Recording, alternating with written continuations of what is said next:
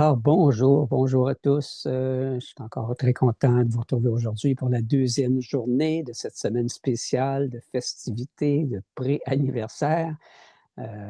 C'est juste une excuse pour vous présenter, dans le fond, des informations qui, pour moi, me tiennent à cœur au niveau de la santé, de la naturopathie, de la chirurgie. Et bien, si vous êtes ici, peut-être que comme moi, vous êtes curieux d'explorer la santé, le bien-être dans des angles nouveaux, différents, un angle plus global, plus connecté au vivant aussi. Pour moi, c'est un thème qui fait partie de la chirurgie. Alors aujourd'hui, on va parler d'un sujet qui est fondamental, qui est l'alimentation, mais pas juste de l'alimentation. On sait qu'on entend souvent dire que pour être en bonne santé, il faut bien manger. On l'a vu dans la vidéo précédente. Bien manger, ça veut dire quoi? Et bonne santé, plutôt, ça veut dire quoi? C'est très relatif. Ce n'est pas l'absence de symptômes, de maladies. Et bien manger, c'est aussi très relatif parce que chacun a sa recette. Et on va voir aujourd'hui qu'il n'y a pas de recette, effectivement, pour bien manger. Et l'important, ce n'est pas de bien manger, mais de voir que c'est de manger ce qui nous fait du bien.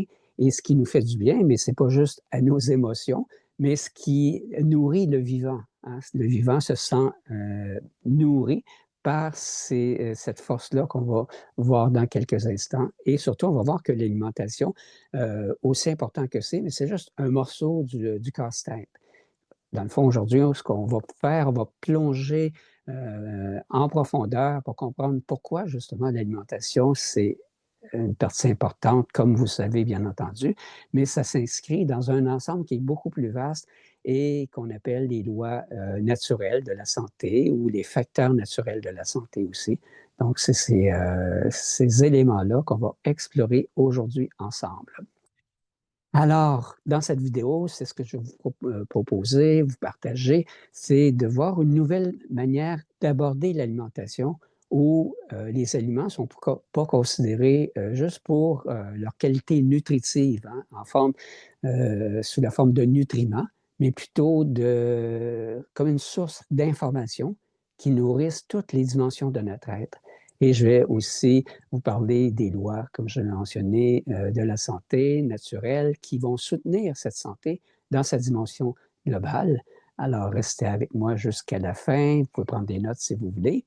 Et on démarre tout de suite par rapport à l'alimentation. Donc, cette alimentation, comme je viens de mentionner, on la voit surtout sous forme de nutriments, hein, une source de carburant qui fournit au corps des glucides, des protéines, des lipides, des vitamines. Mais ce que beaucoup de gens souvent ignorent, c'est que les aliments, c'est beaucoup plus que ça, dans le fond. Hein? Les aliments, on est habitué, on va au supermarché, on cuisine ces aliments-là ou on réchauffe pour ceux qui ne cuisinent pas et achètent un mets tout préparé. Mais dans le fond, ces aliments, ça va au-delà de ces facteurs nutritionnels-là parce qu'ils sont composés à la base d'informations lumineuses. Hein? Ça peut paraître nouveau, si on pourrait dire, mais dans le fond, oui, ça contient des informations et ces informations-là, les aliments sont là pour nous fournir les informations du vivant, que ce soit les fruits, les légumes, les graines, ça contient ce qu'on appelle des photons. Hein? Les photons, c'est les particules de lumière qui nous sont offertes par le soleil. Et ces particules de lumière-là, ils sont chargées d'informations. Ils sont chargés d'informations du vivant, hein? Parce que sans ces informations-là, la graine, elle doit avoir la terre, elle doit avoir l'eau, mais s'il manque les photons, le soleil, l'information de la vie ne fait pas son œuvre, dans le fond. Alors, ces particules-là, mais c'est ça, ils viennent du Soleil. Et en passant, on est dans une période de pic d'éruptions solaires, en cette période où les éruptions solaires suivent des cycles de 11 ans. Alors, on est dans cette période-là maximale. Donc là, les photons sont très présents et bien, ça peut à la fois être très vitalisant, mais à la fois très bousculant. Hein. Je l'ai mentionné la dernière rencontre, dernière vidéo, qu'on est dans une période un petit peu de chaos, chaotique. Alors, ça vient souvent, ces périodes-là d'éruption solaire, ça vient avec des changements, des bouleversements au niveau social aussi. Alors, si on revient à nos aliments, mais quand on consomme les aliments qu'on mange, la nourriture, bien, ces photons-là, ils vont transmettre justement l'information de la vie, du vivant, à notre corps, à nos cellules, à nos émotions et aussi bien, à notre esprit, à nos pensées. Et bien, c'est cette lumière-là qui nous aide à nous sentir vivants, qui nous aide à nous sentir alignés avec la vie, connectés avec la vie aussi. Mais il y a souvent un problème, c'est que si notre corps est surchargé de toxines, de déchets ou d'aliments transformés qui n'ont pas vraiment beaucoup de lumière, mais ces informations-là ne peuvent pas être captées, ne peuvent pas être reçues, ne peuvent pas circuler librement. Et dans le fond, c'est comme s'il y a un brouillard qui s'installait dans le corps et les aliments n'arrivent pas à propager leur message du vivant à nos cellules. Et c'est pourquoi une alimentation qui va être un petit peu plus naturelle, idéalement, une alimentation qui va être vivante, qui va être équilibrée, mais à la base, c'est important, on le sait tous, mais de là, entre le savoir et le mettre en application quotidiennement, bien, des fois, c'est parfois un défi. Mais aussi, il y a quelque chose d'important, c'est que ce brouillard-là, qui, dans le fond, se manifeste sous forme de toxines, de déchets qui sont souvent acides, mais ça va engorger nos organes d'élimination.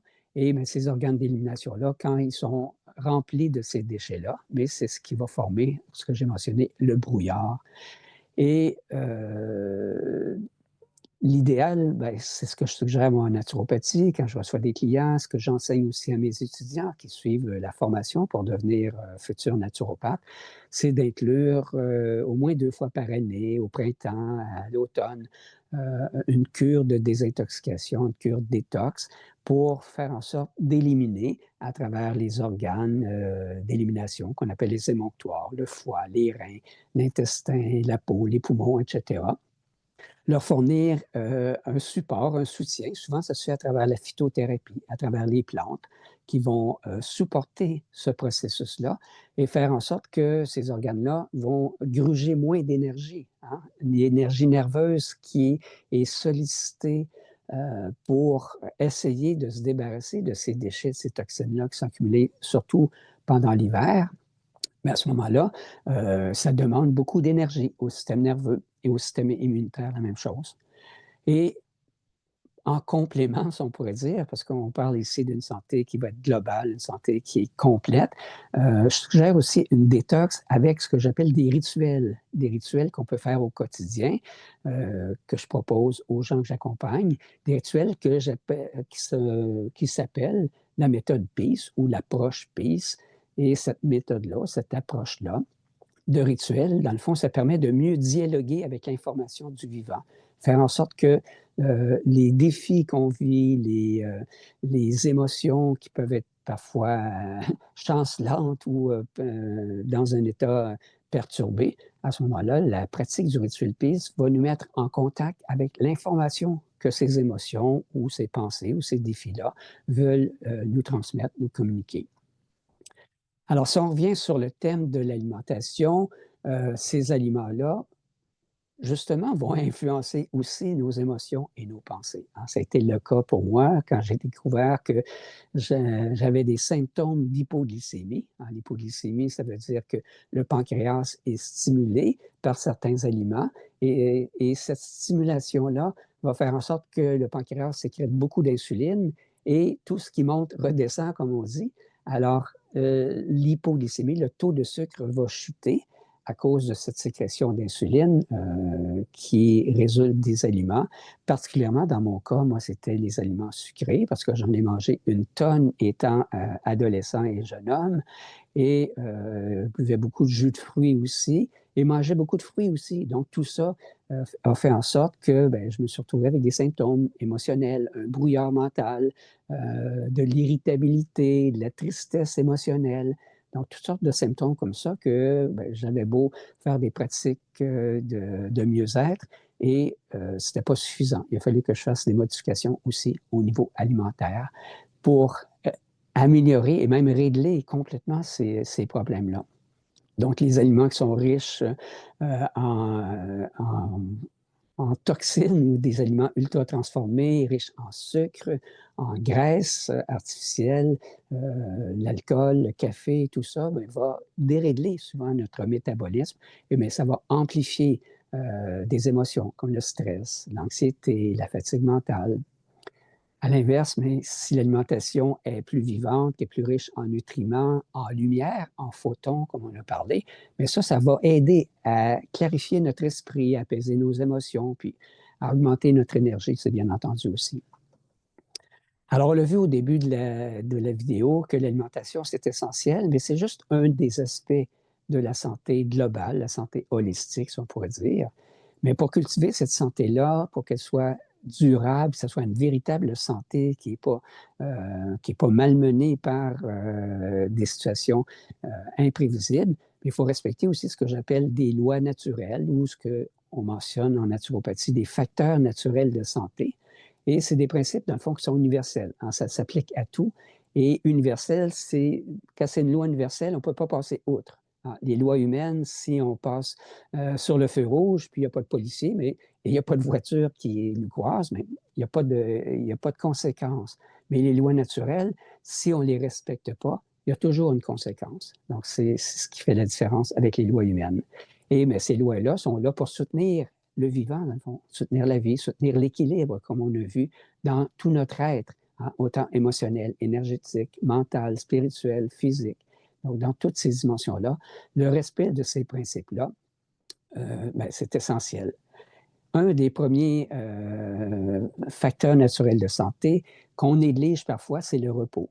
Hein? Le repos, ben, d'abord, c'est le sommeil. Alors, d'avoir un sommeil de qualité, parce que le sommeil, dans le fond, c'est une séance de nettoyage. Ça nettoie le corps, ça nettoie l'esprit. Pendant que le corps dort, qui se repose, mais l'organisme, dans le fond, va éliminer une partie des toxines, il va régénérer nos cellules, puis il va rééquilibrer aussi nos hormones.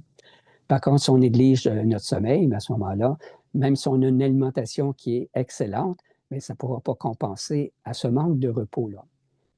Le repos aussi, ben, c'est de se reposer des fois par la surstimulation. Hein. On est dans une époque de surstimulation technologique sur nos téléphones cellulaires, sur les ordinateurs, sur les réseaux sociaux, etc. Et des fois, c'est bon de prendre une pause, faire un moment d'arrêt pour laisser notre système nerveux qui est sursollicité un moment de répit pour recharger ses batteries dans le fond. Parce que si on ne le fait pas, un jour ou l'autre, on va payer pour. Et on va être obligé de compenser par autre chose. Et le repos, souvent, dans notre société, n'est pas très bien valorisé. Hein. On est toujours dans une société où on veut faire, faire, faire, on ne veut rien manquer, alors que ben, les périodes de repos, des périodes de vacances, des périodes où on ne fait rien, tout simplement, juste être là, c'est très bénéfique. Et un des moyens, moi, que j'enseigne aussi, c'est à travers la méditation. Donc, prendre un moment pour s'arrêter, pas avoir les yeux fermés, les yeux ouverts, mais juste contempler, respirer, ressentir qu'est-ce qui est présent. Ça peut être 5 minutes seulement ou un peu plus longuement si on est habitué. Un autre facteur naturel de santé, c'est la respiration, l'air pur qu'on va capter quand j'enseigne le yoga et la méditation. On l'appelle le prana, l'énergie vitale. Les Chinois appellent ça le chi. Donc, c'est la force de vie, dans le fond. Donc, cette force de vie qui est présente dans la lumière, mais elle est présente aussi dans l'air et c'est source de vitalité. C'est la source première, dans le fond, de la vitalité, la respiration, parce qu'on peut arrêter de manger pendant plusieurs jours, arrêter de boire pendant quelques jours, puis arrêter de respirer quelques minutes, puis c'est la fin. Donc, s'il n'y a plus d'oxygène, il n'y a plus de vie, dans le fond. Et un bon moyen de profiter de cette air pur-là, c'est de prendre le temps de faire des pauses dans la nature, d'aller respirer profondément. Ça va purifier le corps, ça va purifier l'esprit aussi. Hein. Il y a une nouvelle science, j'ai oublié le nom exact, mais c'est de marcher en forêt, c'est guérisseur, c'est un apport d'énergie, de force de vie incroyable parce que les arbres ont capté justement les photons, ils vont nous retransmettre cette énergie-là à travers l'oxygène aussi. Un autre élément on parlait d'aller marcher, donc c'est le mouvement, hein. Le corps humain a besoin de mouvement, il est fait pour bouger et souvent on est très sédentaire dans nos travails, même dans notre vie de tous les jours. Alors que ce soit juste aller marcher, hein, dans mon cas, aller marcher, c'est pas une obligation, hein. Tout ce qu'on parle ici, c'est pas des recettes, hein, c'est ce que je voulais vous mentionner. Il y a pas de recette pour être bien, être en santé, une bonne alimentation. Ces facteurs-là, c'est pas des recettes non plus. C'est au contraire, ça se fait naturellement lorsque, justement, le corps est rempli de cette énergie, de ce signal de la vie, de ces informations de la vie-là.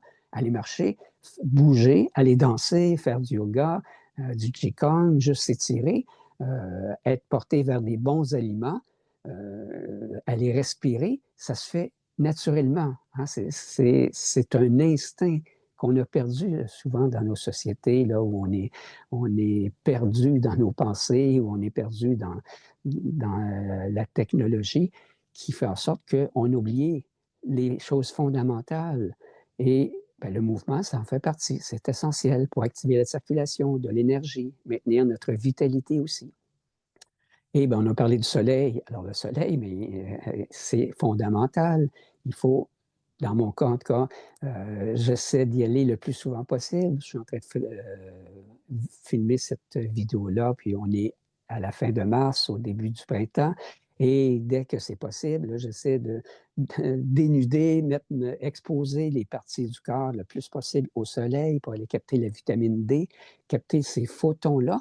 Et même si on est habillé, les photons aussi sont disponibles parce que le soleil est plus bas à cette période-ci de l'année. Et même tout le reste de l'année, on peut profiter du soleil aussi, peut-être pas les périodes où il est plus intense, mais entre ces périodes-là, aller chercher cette énergie-là, c'est fondamental et ça aide le moral en même temps aussi, hein. L'hiver, des fois, j'utilise la luminothérapie. Pourquoi? Parce que nos émotions, notre cerveau a besoin de cette lumière-là. Qui nous apporte l'information du vivant, hein. C'est toujours ça le message que je voulais vous transmettre aujourd'hui, puis au cours de la semaine. L'information du vivant, le signal du vivant qui est capté par l'air, par le mouvement, qui favorise la réceptivité de ce signal du vivant-là. Et ensuite, ben, un autre aspect qui fait partie des facteurs naturels de santé, c'est l'hygiène émotionnelle où on n'est plus en combat, où on n'est plus en lutte avec nos ressentis émotionnels, mais on apprend plutôt à être à l'écoute, à observer, à reconnaître, accueillir ces ressentis émotionnels-là, au lieu de s'engourdir et de les fuir, s'engourdir par tous les moyens que je vous ai mentionnés, que la société nous présente, ou s'en dissocier parce qu'un petit verre de vin, ça peut faire du bien à l'occasion, mais ou ça peut être avec certains aliments aussi, hein. La nourriture peut être un bon moyen de se dissocier de nos ressentis ou de s'engourdir aussi. Alors, cette étape-là de reconnaissance de nos ressentis émotionnels, mais ça fait partie aussi d'une santé globale et c'est fondamental. Et ce qui est intéressant, dans le fond, c'est que ces lois naturelles-là, elles sont toutes interreliées, hein, je l'ai mentionné tantôt. Si on essaie d'en appliquer une au détriment des autres, ou plus particulièrement celle-là, c'est un état d'équilibre. On a parlé la dernière rencontre, dernière vidéo, de l'équilibre qui est maintenu et par cette intelligence de la vie, par ce signal du vivant, l'homéostasie qu'on a mentionné. Et mais ça, c'est parce que tous ces facteurs-là sont interconnectés et si on fait juste bien manger, par exemple, mais si on ne dort pas suffisamment, ou à l'inverse, on travaille beaucoup et on peut très bien manger, mais il n'y a pas de repos. Donc, à ce moment-là, ça va risquer de ne pas avoir autant de bénéfices que si on a l'équilibre, hein. Ça, c'est un défi constant. L'équilibre, on l'a mentionné la dernière fois, c'est en mouvement, comme le vélo. C'est pas statique. Alors, ce mouvement-là demande de l'adaptation continuellement dans nos habitudes de vie. Alors, qu'est-ce qu'on peut dire maintenant? Ben, peut-être une petite réflexion qu'on pourrait faire si vous avez le goût de prendre un petit moment après le visionnement de cette vidéo-là. Vous pourriez prendre un moment de réflexion, hein. Quand j'enseigne la méditation réflexive. Donc, c'est juste de prendre un moment pour s'arrêter et observer. Alors ici, les questions qu'on peut se poser, c'est quoi les aliments que je mange régulièrement? Est-ce que ces aliments-là sont plus naturels, sont plus porteurs de lumière ou est-ce qu'ils sont moitié-moitié ou absents complètement? Ensuite, on peut se demander, est-ce que je suis aligné avec ces facteurs naturels de santé-là, comme j'ai mentionné, le sommeil, le mouvement, le contact avec la lumière? Et est-ce qu'il y a peut-être un de ces facteurs-là, une de ces lois naturelles que je pourrais intégrer davantage dans ma vie à partir d'aujourd'hui? Un petit exercice aussi en terminant que vous pouvez faire aujourd'hui, c'est d'essayer de consommer, manger un aliment qui est vivant, peut-être un fruit frais, une salade verte, mais de le manger en présence, en conscience que la vie est présente dans cet aliment-là et cette vie-là, mais elle porte une information. Et l'information, c'est celle du vivant qui a été propagée, transmise par les photons qui viennent du soleil particulièrement et aussi dans un plus large aspect, ce qu'on appelle le champ quantique. Hein, le champ quantique, c'est le champ d'information du vivant aussi. Et juste par un geste simple comme l'alimentation ou la respiration, de ressentir qu'est-ce qui est présent au-delà de la valeur nutritionnelle ou du bon goût, de sentir qu'il y a une intelligence qui nous est transmise et qui est transmise à nos cellules, dans le fond, à travers ce geste tout simple que je viens de vous mentionner. Alors, en résumé, aujourd'hui, on a vu que l'alimentation, c'est beaucoup plus que des nutriments. Hein, c'est une source d'information, de lumière, de photons qui nourrit toutes les dimensions de notre être, hein, physique, énergétique, émotionnelle, mentale, spirituelle. Et ça, c'est toutes les dimensions que j'enseigne à l'Académie de communicateurs. Je vais vous en parler un petit peu plus longuement là, au cours de la semaine. Et les étudiants en naturopathie, en chirurgie, en instructeurs de méditation, mais ont la chance d'approfondir ces notions-là, autant à travers des sagesses millénaires qu'à travers des sciences quantiques. Alors, on a exploré, c'est ça, les différentes lois naturelles aussi, des principes universels qui soutiennent notre santé globale. Et bien, demain, je vous invite à revenir. On va plonger encore plus profondément dans la santé holistique que je vous ai mentionné, tous les aspects, les 5 dimensions, avec un sujet passionnant, c'est ce qu'on appelle la multidimensionnalité de l'être humain. Et on va découvrir pourquoi la vraie santé, la santé véritable avec un grand V, la vraie santé, ça va au-delà du corps physique. Alors là, on va rentrer dans une dimension justement quantique. Alors d'ici là, je vous souhaite, je vous invite de prendre peut-être une petite action en lien avec ce qu'on a vu aujourd'hui. Peut-être d'essayer, on ne sait pas, une nouvelle recette, d'aller marcher dans la nature, de prendre le temps de mettre de côté la technologie ou juste d'observer comment l'alimentation, ça influence vos états d'être, vos pensées, vos émotions. Et en terminant, mais n'hésitez pas à partager ces informations-là à tous ceux que vous connaissez, si vous sentez que ça vous a apporté, bien entendu. Et je vous remercie d'avoir passé ce petit moment avec moi. Soyez honorés aujourd'hui par la présence du vivant dans votre corps, dans votre esprit. Et on se retrouve demain pour continuer ce beau voyage ensemble. À bientôt.